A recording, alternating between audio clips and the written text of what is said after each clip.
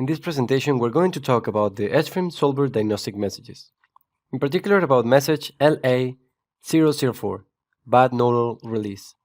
This video is part of a series of videos that focuses on solver diagnostic messages. If you're not familiar with this topic, we have a separate video with a proper introduction to this subject. We are going to study this model you see here, a wooden platform with supported steel beams. Let's see. Here is the platform model. You may be already familiar with with the properties of this model from previous recordings. I'm just going to switch to the loads window and show you the different load cases I have. So similar load cases as before, and I've added a new distributed load. We display these loads. We can see it's applied as a pressure load in the shells. Now I was away, and one of my colleagues was working on this model. So my supervisor is interested in the control results for this load case and just check the other load case results. If I go to run a linear static analysis and click OK, I see in this case I'm getting a FYI message LA004 bad nodal release combination. You can always check more detailed information about this message in the help resources, but we also have the trail file that may give us some further information about the issues we're running into. So what I'm going to do, since I wasn't able to create the trail file, I'm just going to stop displaying this load. So what I'm going to do is tell the software to generate this trail file. So let's go run an analysis once again. And in the solution trail detail, we're going to select plus results. And we're going to run the same linear static analysis. Of course, we will be getting the same messages. And we can proceed to the graphical results window. But before checking any results, we first need to address those messages. The trail file is a file generated in the same folder as your SView model is located, and it can be opened in Notepad. So if I open this TRL file, you can see it right here. I can use command search and look for that particular message.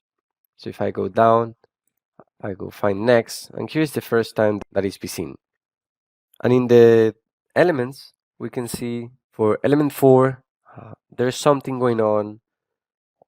Also for element number 5, element number 12, and 13. So now we have an idea of which members are experiencing some issues in our model. So I'm just going to minimize this. Now I can check where those elements are. I've created a folder called beam elements. And if I display those element numbers, I can see elements 4 and 5 are here, and 12 and 13 are here. I can also check some of the forces, like axial force, and it is definitely something happening with the distribution of this load here. This beam element stopped transferring forces at this node where element 4 starts, and it's not transferring the forces to the other beam. Same happening to the other support of my platform. Other way to see if your model has any issues is through SView or validation and collaboration tool. I have an SView model open, and here's my model. Just looking at the vertical point load, if I click play, I can see something definitely happening at this point for these beams here. I should check the member properties. And it's easier if I go to the spreadsheet window, select my member spreadsheet, and locate those members, 4 and 5, and 12 and 13. I see in the release in FX, I have a pin-pin connection, meaning that it's not transferring any axial forces at the ends of those beams. It's recommendable to first talk to my colleague, the one who was working with this model, and just make sure there's no any issues here. And after I talk, I realized it was a mistake from his end, and I can change this back to fix release. One way to do so is just selecting each one individually and just click the fix command option. But the faster option available, if you have many elements, is if you select the first one, this fix, and then select the entire column, the first row will be copied in the remaining fields by clicking this checkmark button. Once I click it, now everything seems to be fix. and I can run my analysis once again. So a linear static analysis, this time is coming with a clean solution. To verify this, we can go back again into the axial force results. We see now it's transferring the forces along the members. Also, I can start checking some of my contour results, such as FX, maybe deflections, or even stress. Some things we learned today. You can check the online resources for detailed solver diagnostic message description.